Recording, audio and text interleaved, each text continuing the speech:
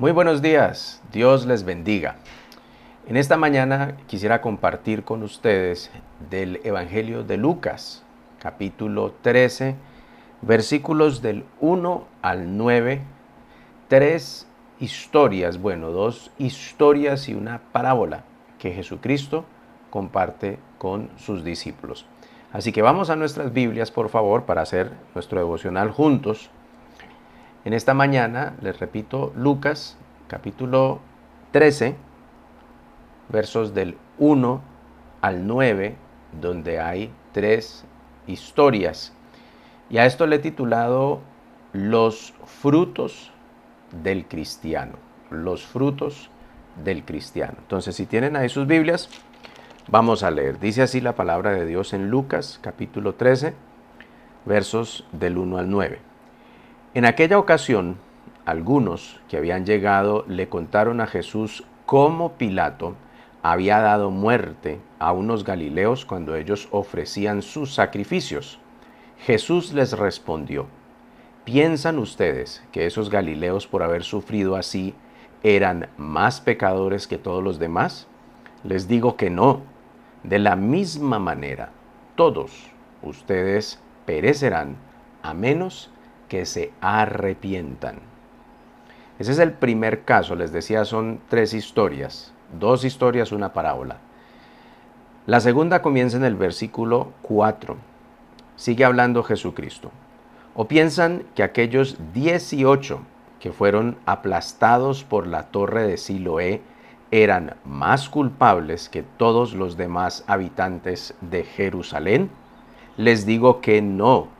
De la misma manera todos ustedes perecerán a menos que se arrepientan.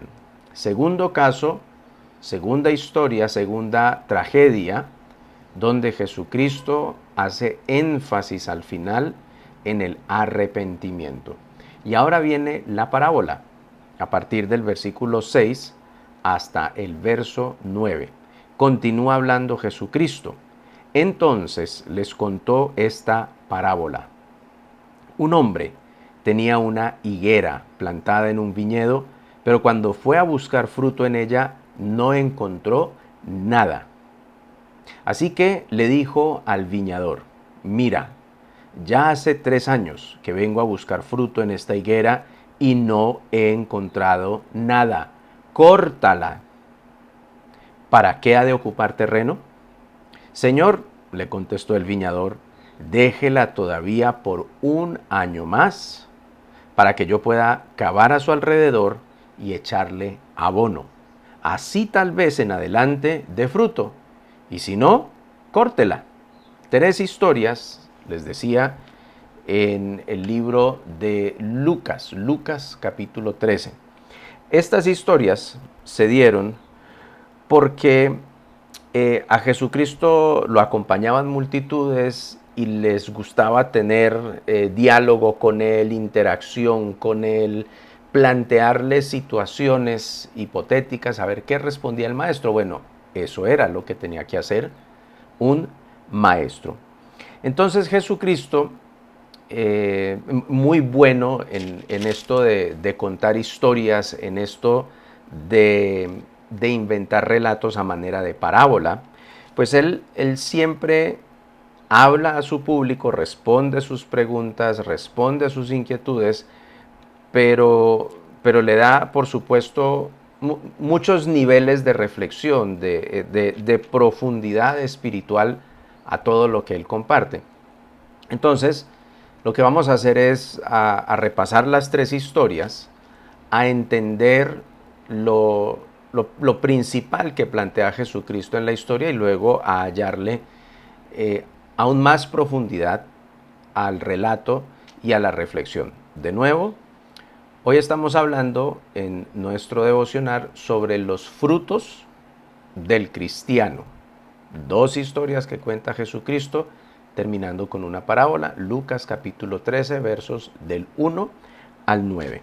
Entonces, en la primera historia, Jesucristo habla de una terrible tragedia, algo que era muy común en el primer siglo, en aquella época en la que vivió Jesús, cuando los romanos eran los que gobernaban al pueblo hebreo. Bueno, lo hacían a través de sus súbditos hebreos, pero los gobernantes hebreos que gobernaban al pueblo eran los títeres de Roma.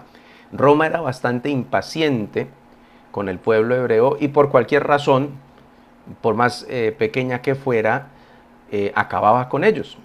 Nos dice un historiador judío llamado Josefo que en estos altercados entre judíos y romanos moría mucha gente. Él destaca, en lo que nos cuenta un historiador del primer siglo, que en uno de tantos altercados, en uno de ellos murieron 3.000 personas.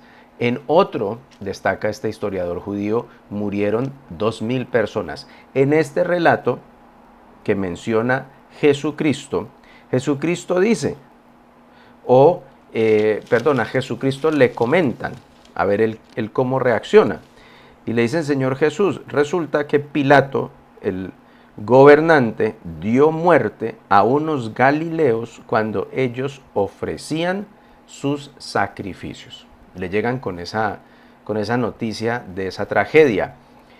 Y por supuesto, ¿qué están haciendo los galileos, los que viven en la zona norte del país? Absolutamente nada malo. Estaban en su tiempo de sacrificio, estaban en su tiempo de honrar a Dios. Y en ese momento son masacrados.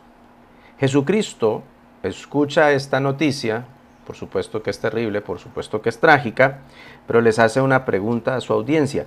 ¿Piensan ustedes que esos galileos, por haber sufrido así, eran más pecadores que todos los demás?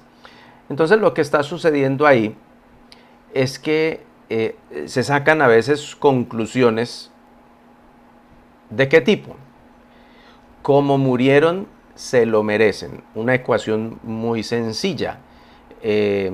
La paga del pecado es muerte, por supuesto, eso dice la palabra de Dios. Pero a veces apresuradamente podemos decir que la gente que sufre, que la gente que le pasan cosas duras, que le pasan cosas difíciles, tragedias, es porque se lo merecen, es porque pecaron. Y no es tan sencillo, ahorita lo vamos a ver en la medida que avancemos en estos tres relatos. En principio sí, la paga del pecado es muerte.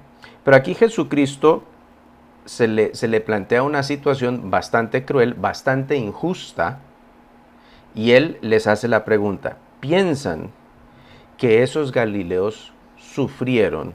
¿Piensan que esos galileos eran más pecadores que el resto por lo que sufrieron? Entonces, les decía, muchas cosas que pensar. Pero a la conclusión a que Jesucristo les lleva a ellos es, les digo que no, de la misma manera, todos ustedes perecerán a menos que se arrepientan. Entonces, en vez de poner la mirada en esa tragedia, que pues correctamente uno debe preocuparse por las tragedias, pero en vez de mirar particularmente esa tragedia, quién pecó, por qué lo permitió Dios, qué rayos está pasando en el universo, Jesucristo les dice, piensen más bien en cada uno de ustedes y piensen en cómo están manejando el arrepentimiento. Entonces les devuelve la mirada a ellos, a sus vidas, a su conducta. Y ahí es donde uno dice, bueno, los galileos cuando murieron estaban agradando a Dios, estaban honrando a Dios, estaban, por así decirlo, en su iglesia, en su sinagoga. Entonces, así les haya llegado trágicamente la muerte, pues estaban ocupándose en lo que debían ocuparse como buenos hebreos, como buenos judíos, como buenos siervos de Dios, como buenos hijos de Israel. Estaban honrando a Dios, cayó una terrible tragedia, pero pongamos eso a un lado y Jesucristo dice, mire cada uno cómo va su arrepentimiento, cómo va su sentirse mal por el pecado, sentirse mal porque no agrada a Dios, sentirse mal porque no está haciendo la voluntad de Dios. y aún más, no solo sentirse mal, sino estar dispuesto a hacer algo al respecto. Entonces, para dejar esta primera historia, por lo menos estos se hallaban honrando a Dios, sufrieron una muerte muy trágica. Segundo caso, en el verso 4 y 5 dice, o piensan que aquellos 18 que fueron aplastados por la torre de Siloé eran más culpables que todos los demás habitantes de Jerusalén. Entonces le llevan una historia de la Galilea, del norte del país, y Jesucristo les dice, les tengo otra de Jerusalén, un poquito más al sur, centro del país, en Israel. Murieron 18 personas aplastadas en una torre. Piensan que eran más culpables que todos los demás habitantes de Jerusalén por haber muerto, es la pregunta. Jesucristo inmediatamente responde su pregunta, les digo que no. De la misma manera todos ustedes perecerán a menos que se arrepientan. Entonces, lo mismo que dijo en la situación de la Galilea, lo mismo que menciona en la situación trágica de Jerusalén. ¿Qué pasó en Jerusalén? Unos pobres hombres, unos pobres trabajadores, en pleno trabajo, en plena labor, sucede una tragedia que pues es común, por así decirlo. No sucede mucho, pero tampoco era inusual que sucediera una tragedia laboral. Se vino abajo la torre, mató 18 personas. Entonces salen los que opinan. Es que fue por el pecado de ellos, es que claro, Dios es injusto, es que mire cómo son las cosas, esa gente, y tratando pues de darle el lío a Jesucristo. ¿Qué opina Jesús? ¿Pecaron? ¿Qué tanto pecaron? ¿Merecían morir? ¿Y por qué morir de esa forma tan infame? Entonces Jesucristo les dice otra vez, miren sus vidas, evalúen cómo van ustedes. Y así como hicimos con la primera historia, pues a estos señores se los halló trabajando, se los halló haciendo lo que tenían que estar haciendo. Desafortunadamente sucedió una tragedia. Desafortunadamente se perdieron 18 vidas. Desafortunadamente se afectaron 18 familias. Trágico, duro, terrible, difícil. Ojalá no sucediera. Jesucristo nos dice, ojo como vamos sacando conclusiones. Pecador, no pecador, se lo merece, no se lo merece.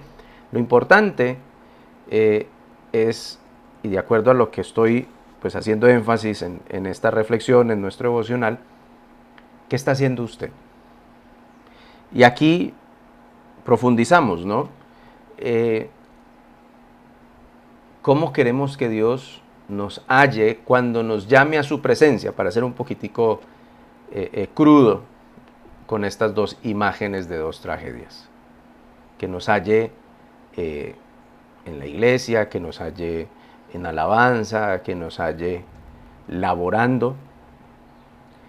Esa es la reflexión, o parte de la reflexión que Jesucristo quiere que se haga, que le reta a su audiencia, porque les lleva al mismo punto anterior, el arrepentimiento. ¿Cómo estamos con respecto al arrepentimiento de mi pecado, de mi mala conducta, de no hacer la voluntad de Dios? ¿Y qué estoy haciendo al respecto? Entonces, según veo yo, dos tragedias en las que Jesucristo pues se sale un poquito de sacar unas ecuaciones tan directas. Pecó, por eso murió, pecó, por eso le pasó lo que le pasó, pecó y por eso Dios actuó de esta manera tan fuerte. Y lo que yo veo es hacer énfasis en lo mío, en mi responsabilidad. Les decía al comienzo que el título de este devocional es Los frutos del cristiano. Entonces, el primer grupo se hallaba en la búsqueda de Dios. El segundo grupo se hallaba en la buena ejecución de sus talentos. Estaban trabajando, estaban ocupados. Y ahora viene la parábola. que para mí es como la manera de ilustrar aún mejor lo que viene hablando Jesucristo en estas primeras dos historias. Entonces, la parábola se encuentra en Lucas 13, versos del 6 al 9, se le conoce como la parábola de la higuera.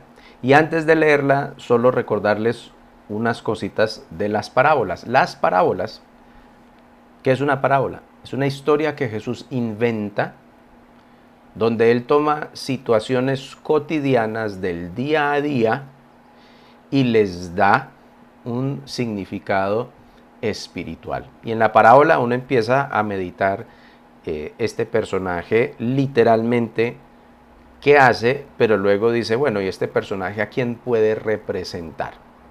Y aquí me adelanto antes de volverlo a leer y de repasarlo. Aquí tenemos tres personajes, pues dos personajes y la higuera. Tenemos al dueño del terreno, tenemos el viñador o el que cuida el terreno y las plantas, y tenemos la higuera.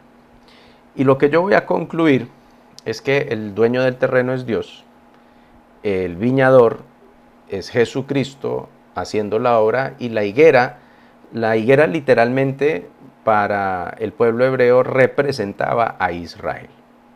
Entonces también nos representa a nosotros como hijos de Dios. Entonces, leamos la historia y luego les ubico en cómo lo vamos a interpretar y cómo Jesucristo hace para que estas tres historias estén bien conectaditas y bien relacionadas. Les recuerdo, dos tragedias en las que los personajes se hallan haciendo lo correcto, por así decirlo, y ahora la historia de la higuera, la parábola. Les repito la parábola. Les contó una parábola. Un hombre tenía una higuera plantada en su viñedo, pero cuando fue a buscar fruto en ella no encontró nada. Así que le dijo al viñador, mira, ya hace 3 años que vengo a buscar fruto en esta higuera y no he encontrado nada. Córtala. ¿Para qué ha de ocupar mi terreno? Entonces nos dice Jesucristo, así como cuando contaba uno historias de pequeño, había una vez un hombre con un terreno amplio y se le dio por sembrar higueras. Una de ellas no dio fruto. Y este hombre, año tras año, durante 3 años, fue donde su higuera a buscar fruto y no la halló. Pausa hasta ahí en el repaso del relato. Es lógico esperar de un árbol de frutos que dé fruto. Y es lógico lo que está planteando el dueño. Si el árbol no da fruto, pues hay que cortarlo. Pero vemos a un dueño sumamente paciente, el dueño del terreno, el dueño de la matica. Sumamente paciente, ¿por qué? Recuerden, 1 año la plantó, esperó a que llegara la temporada de fruto, no halló nada. Pasó el 2.º año, no halló nada. Pasó el 3.er año y no halló nada. Pacientemente esperó, mientras seguramente las otras maticas dieron fruto, mientras las otras sí daban el fruto que se esperaba de ellas, pero esta no lo dio. Entonces, ya al final del 3.er año, el dueño, que les decía, podemos meditar en Dios como aquel que es paciente con nosotros, aquel que espera que demos fruto, aquel que si nos demoramos en dar fruto nos sigue teniendo paciencia. Ahorita les amplío un poquito más esta imagen. Pero el dueño va donde el viñador, donde el que cuida, y le dice, ya no aguanto más esta mata. Y no es algo impulsivo, no es algo rabioso porque estoy corto de paciencia, es que llevo 3 años esperando que dé fruto, no da fruto. Cualquiera de nosotros, si una mata que sabemos que en 1 año debe dar fruto, no da fruto en su primero, en su segundo, en su 3.er año, estaríamos de acuerdo con la actitud o con la disposición del dueño. Córtela, ya no sirve para nada. Pero viene la respuesta tan bonita del siervo, que les decía, podemos pensar en él como Jesucristo, como el que hace la obra en nosotros. Entonces el dueño es paciente, el dueño es condescendiente, el dueño da la oportunidad del fruto, pero llega un momento en que dice no más, y viene la labor del intercesor. ¿Y qué dice el intercesor, el viñador? Dice en el verso 8, déjela un año más, intercede por la matica. La matica somos nosotros, un año más. Y dice, y yo me voy a dedicar a ella para cavar a su alrededor y echarle abono. Entonces voy a dedicarme seguramente hay cosas que no la dejan crecer, entonces voy a meterme, voy a quitar las piedras, voy a despejar, voy a echarle abono, voy a mezclar bien la tierra. ¿Y cuál es el plan del viñador, del siervo, del que cuida la matica, del que intercede porque no la corten? Dice un año más. Entonces mire tan bonita la historia. Año 1, año 2, año 3, no dio fruto. Y luego dice el viñador, yo quiero intentar un año más. ¿Un año más para qué? Para despejarla, para ponerla bonita, para abonarla, para mirar a ver cuál es el lío. Entonces se dedica un año completo. Cuando yo compartía esto en célula con unos discípulos, le decía a uno de ellos, haga de cuenta, llamémoslo Carlitos. Decía, haga de cuenta, Carlitos, que usted lleva de vida cristiana 10 años. Yo sé que la historia dice 3, pero bueno, 10 años. Y en esos 10 años, Carlitos, usted no ha dado fruto. Usted no quiere madurar, usted no quiere leer la Biblia, usted no quiere ayunar, usted no quiere hacer la voluntad de Dios, pero usted sigue asistiendo, usted es de esos que le gusta el tema de la iglesia, pero de resto que no le pidan que vaya a un congreso, que no lo molesten por una vigilia, en fin, no da fruto. Y se le ha tenido paciencia. Entonces el Señor dice, primer año Carlitos no dio fruto, segundo año Carlitos no dio fruto, tercer año Carlitos nada que madura, cuarto año, bueno, me llevan la idea hasta el año 10. Y en esta historia podríamos suponer que se dice ya no más con este Carlitos. Y viene la obra intercesora de Jesucristo, donde dice un año más. Y en esa obra de interceder, le decía al discípulo cuando compartía esta historia, haga de cuenta, Carlitos, que Jesucristo se le va a dedicar a usted un año. No que no lo haya hecho antes, pero llévenme la idea en la historia. Se le va a dedicar un año donde todos los días, Carlitos, el Señor Jesús le habla, le ministra, donde a usted le van a dar lo mejor, donde a usted lo van a pastorear todos los días, donde su líder va a hacer con usted devocional todos los días, donde va a ayunar con usted, donde lo va a recoger, lo va a llevar a la reunión, lo va a sentar, lo va a escuchar, le va a aguantar todas las quejas que usted le quiere echar de su vida y todo esto durante un año. Imagínense el enfoque del que quiere cuidar la matica durante un año. Y durante un año, le decía yo a este personaje, le decía, Carlos, ¿qué pasa si el Señor Jesús se te dedica un año? La respuesta de él de inmediato fue, no, pues ahí mismo, ¿cierto? Uno madura, uno crece, uno cambia, bueno, porque pues digamos que la imagen es que el Señor Jesús se te dedique un año. ¿Cómo resistirse? ¿Cómo no madurar? ¿Cómo no? En fin. Entonces le dije, bueno, es más o menos eso lo que plantea la Biblia. Al final dice el siervo, el viñador, el que intercede, de pronto después de un año da fruto. Pero si no, cortémosla. Así que todas estas 3 historias, ¿de qué hablan? Todas estas 3 historias lo que nos dicen, primero, que es como lo que yo destaco principalmente, lo primero es que tenemos un Padre Dios que es paciente, que es misericordioso, que no nos da lo que merecemos en el momento, que juzga justamente, que no es arbitrario, que no es impulsivo, que no hace las cosas porque se le saltó la piedra. Tenemos un papá Dios admirable, que nos cuida, que nos guarda, porque en las primeras dos tragedias el Señor Jesucristo plantea y por qué son mejores los que sobrevivieron y por qué son peores los que fallecieron. La respuesta ahí es muy difícil. La verdad es que los que vivimos, vivimos por la misericordia de Dios. Y el que el Señor lo llama a su presencia, pues esos ya son temas de Él con Dios.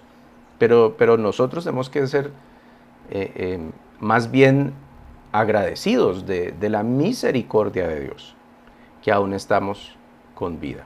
Eso es lo primero, es meditar en el Papá Celestial, tan bueno, tan amoroso, tan misericordioso. La historia de la parábola, pues mucho más. Esperando 3 años a que la matica dé fruto. Y luego esperando 1 año más a que la matica dé fruto, porque no hay opción de no dar fruto. De ahí que el título de esta reflexión es Los frutos del cristiano. ¿Se acuerdan que les decía esto? Y entonces ahora terminemos con esto. ¿Cuáles entonces son los frutos que debe dar el cristiano? De acuerdo a la lectura, el énfasis que hace Jesucristo en el arrepentimiento. Entonces ese sería el primer fruto, el arrepentimiento.